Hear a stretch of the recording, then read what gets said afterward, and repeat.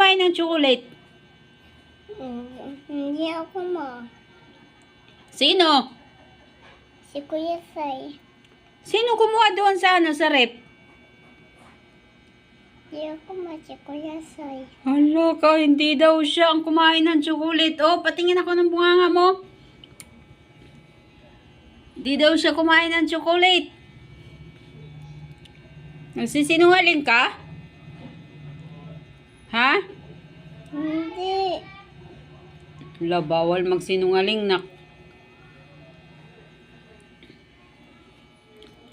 Oh, tingnan ako ng bibig mo. Tingnan ko. Oh, nakikita. Ayan, oh, may mga chocolate dito, oh. Ayan, oh, kitang-kita ko.